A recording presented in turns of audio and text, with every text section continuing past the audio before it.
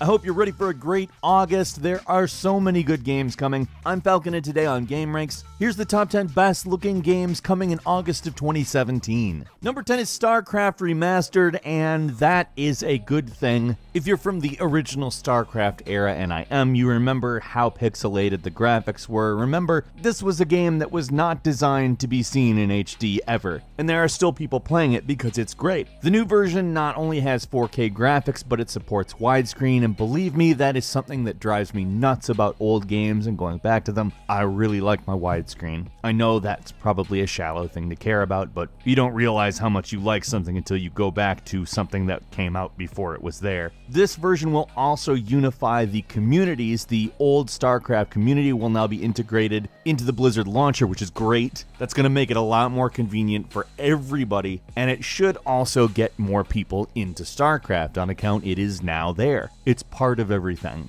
I'm not gonna lie, I like the original StarCraft better than the second one, so I'm pretty stoked that this is happening, to be honest. Number 9 is Yakuza Kiwami, which is coming for PS4. It is a remaster of the original Yakuza, and yes, I understand 2 remasters in a row. Trust me, these are both gonna be worth it. Yakuza was a game that wasn't entirely as polished as it should have been, and over the time that sequels have been made, people have gotten more acquainted with it, and the developers have streamlined it a little, and a lot of that stuff is going into this version of Yakuza. They've also filled out the plot a little bit because sometimes it doesn't make a hell of a lot of sense, and that's great as well. Honestly, the thing I'm just stoked is that I can play Yakuza and switch fighting styles in the battles. That's the thing that I'm after in this. That's probably the golden goose for me. It's been a while since I've played it, so I'm there. Number 8 is Absolver, which looks to me like a really innovative game that, I gotta say, just impresses me every time I see it. It's this absolutely beautiful, hyper-real, somewhat surreal-looking setting in which you play these elaborately fluid martial arts battles, and it looks like just beyond fun. Now, it's slightly massively multiplayer. It's not full-blown, you just run around and there's every single person playing the game right there, but it is something that seems very interesting. And the thing that I'm looking forward to most is the PvP. They say there's going to be battle arenas, and frankly, the combat system looks awesome. And the whole combat deck idea seems like it would be good for that type of thing, but the art style really has me interested as well. It's so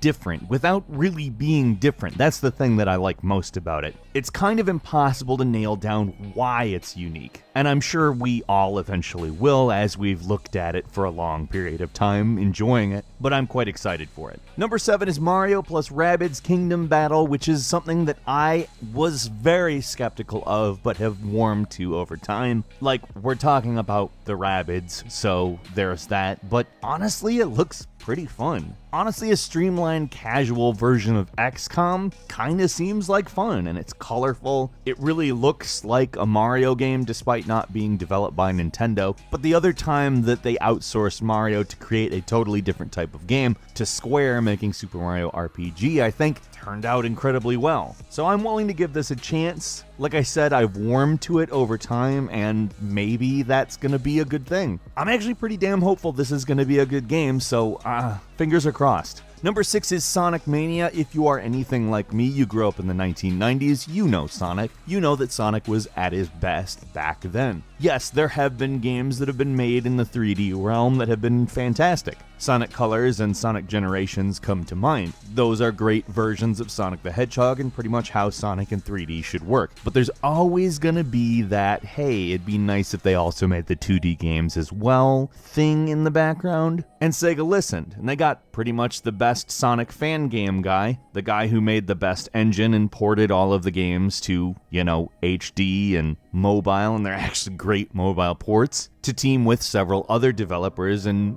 actually have a budget to make a brand new 2D Sonic game. And while it is going to contain some remixed content, it looks to me as though these levels are going to be a lot larger, and the new levels frankly just have me incredibly excited. The whole game looks great, and I think it's probably going to be the thing that breaks the Sonic cycle, if you're aware of what that is. Number 5 is Lawbreakers, which is a really interesting concept if you ask me. I'll say the gameplay itself isn't absolutely groundbreaking, but the framing I like. The law versus the breakers. In all honesty, it kind of seems like Overwatch combined with really old Star Wars Battlefront, with a few modes that really remind me of that old school Battlefront. particularly Turf War, although it's not entirely the same as the old Capture the Command Post gameplay. Still though, this seems like it's an aesthetic and a framework that actually will bring some interesting stuff to the sort of now a little bit overplayed hero-based arena shooter. It's pretty clear that when a game does it right, the game succeeds, and when it just kind of seems to be doing it for the sake of doing it, it doesn't. So obviously Lawbreakers is going to live and die based on that. Number 4 is Hellblade: Senua's Sacrifice, which has been labeled this independent AAA game, claiming to have the production values of any AAA game out there, however being developed and published totally independently.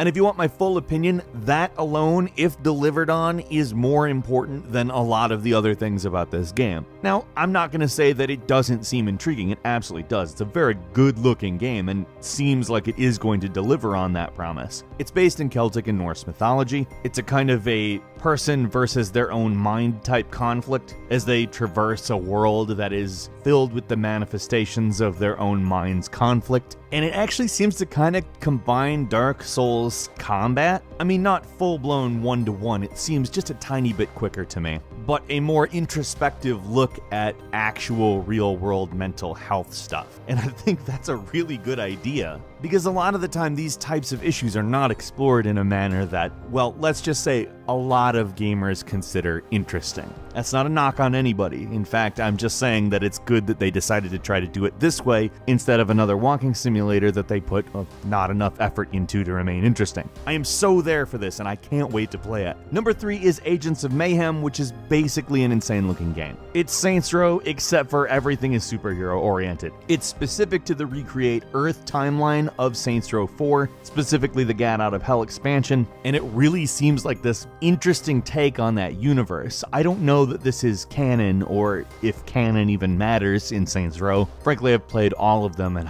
I can't keep track of it. But the thing that I like most about the series is essentially that it is creatively stupid, intentionally creatively stupid, and it seems to me very much that this game is in fact continuing that tradition, except for more like G.I. Joe or the A-Team, where it draws its inspiration for the structure. However, it's obviously meant to be way more over the top, and, well, I think they're going to deliver on this one.